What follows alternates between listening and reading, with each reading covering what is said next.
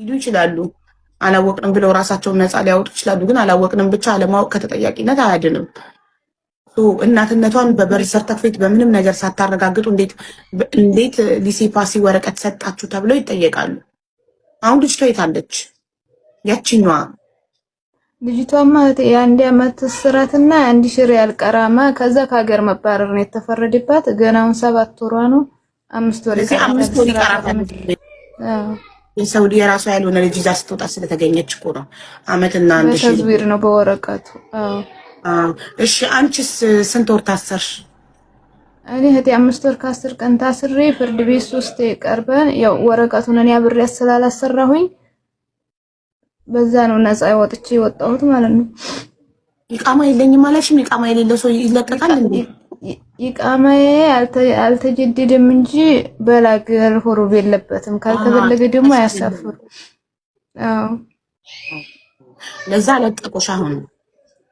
ለዛ ነው የለቀቁኝ። እሺ ኤምባሲ ሄድሽ? ኤምባሲ ሄጃለሁ። ምንም ልንረዳሽ አንችልም። ከነሱ የሚመጣልን ደብዳቤ ካለ ለዛ መልስ ብቻ እንሰጣለን እንጂ እኛ ምንም ነገር የምንጠይቀው ነገር የለም ማለት። ምንድነው ማድረግ ያለብን አሁን? የአረብ ጠበቃ ነው መሰለኝ የሚያስፈልግሽ እንጂ ኤምባሲ ምንም ማድረግ አልችልም ካለ ብለውኛል። ማን ያናገረሽ? ኤምባሲ እየወለዱ ወደ ኢትዮጵያ ይልካሉ። እየወለዱ ወደ ኢትዮጵያ ይልካሉ።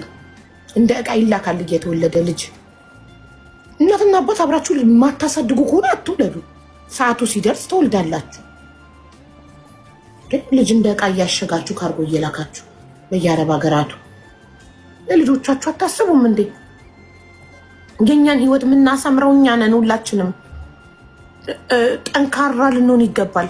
ቆራጥ ጨካኝ ልንሆን ይገባል። በዚህ ጉዳይ አግብተሽ ዘልዛላ ከሆነ አላማ ከሌለው አላማው ከአንቺ ጋር አንድ አይነት ካልሆነ አላማው አብሮ ሰርቶ ሲጀመር አንቺም አላማ የለሽም። አላማ ቢኖርሽ ዱባይ ላይ 2000 ቁጭ አትይም ነበር አንቺም እሱ። ሰው እንዴት አይጨንቀውም? ስደት ላይ ያለ ስራ ሲቀመጥ አይደለም ባለትዳርና ልጆች ያሉት ሰው ቀርቶ ሲንግል። እኔ ሲንግል ሆኜ ከመዳም ቤት ወጥቼ አዲስ ስራ እስከማገኝ ስትረሱ ሊገለኝ ያለ ስራ መቀመጡ የሆነ ለምንድን ነው የምኖረው? የመኖር ትርጉሙ ጠፋብኝ። የሰው ልጅ ሳይሰራ እንዴት ይኖራል? ስደት ላይ ሳትሰሩ የቤት ኪራይ አለ፣ ምን አለ፣ መታመም አለ፣ ስንት ነገር አለ። የሰው ልጅ ሳይሰራ እንዴት ደስተኛ ሆኖ ይተኛል፣ ይበላል፣ ይጠጣል ያለ ሀሳብ? ይህ ምንድነው የሚያሳየው? ከልጅነት ቤተሰብ ኃላፊነት የማይሰማው አድርጎ ካሳደገ፣ ቤተሰብ አጨማልቆ ካሳደገ። እኛ ግን ከልጅነታችን ኃላፊነት እየተሰጠን ያደግነው። ቤት ውስጥ ስራ እንሰራለን። ልጅ ሆነን ገና ተቀስቅሰን ቤት አጽሉ፣ እቃ ጠቡ፣ ምግብ አብስሉ እንባላለን። ኃላፊነት ይሰማናል። ከልጅነቱ ጀምሮ ኃላፊነት እየተሰጠው ቤት ውስጥ የቤተሰብ ኃላፊነት እየተሰማው ያደገ ሰው ሲያድግ ያለ ስራ መኖር አይችልም። ማን አለኝ፣ ማን ያበላኛል፣ ማን ስደት ላይ ቤት ኪራይ ይከፍልልኛል እኔ ካልሰራው ይላል። እንደገና ትዳሩ እስኪቋቋም ስራ እስኪኖር ገቢ እስኪኖር ድረስ እርግዝና መከላከያ መጠቀም፣ ይሄ እኮ እውቀት ነው። እርግዝና መከላከያ መጠቀም። ቆይ ባሌ ደህና ስራ እስኪኖረው ድረስ ቆይ ካልኩሌት አድርጎ የኔና የእሱ ገቢ አረብ ሀገር ላይ ልጅ ለማሳደግ በቂ ነው ወይ ብሎ ካልኩሌት አድርጎ የሰው ልጅ የእርግዝና መከላከያ የሚያቆመው። ለሚመጡት ልጆች አታስቡም እንዴ? ሁለቱ ልጆች መጨረሻቸው ገጠር ሆነ። ከአውስትራሊያዊ ተወልደው አስባችሁታል? ከአውስትራሊያዊ አባት ተወልደው ከዚህ እንዝላል አባት እሱ አውስትራሊያ እየኖረ እናትየው ኩዌት መጥታ እየኖረች ሁለቱ ልጆች ግን ገጠር ተወረወሩ። በጣም ያሳዝናል። አርቃችሁ አስቡ ሴቶች፣ አርቃችሁ። ፈጣሪ ማህፀን የሰጠን ለኛ ነው። እሺ ወንድ ልጅ ማህፀን የለውም።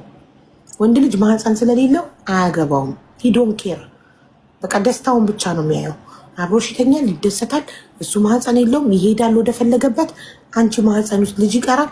አንቺ ነሽ በእርግዝና የምትሰቃዩ፣ በምጥ የምትሰቃዩ፣ ወልደሽ ደግሞ ማሳደጉ ላይ የምትሰቃዩ። ስለዚህ ከወንዱ በላይ መጨነቅ ያለባት ማናት? ሴቷ፣ የማህፀን ባለቤት የሆነችው። ፈጣሪ እኛ ከወንዶች በላይ ኃላፊነት ስለሚሰማን ነው ለእኛ ማህፀን ይሰጣል። ስለዚህ አስቡ፣ ሙኝ አትሁኑ።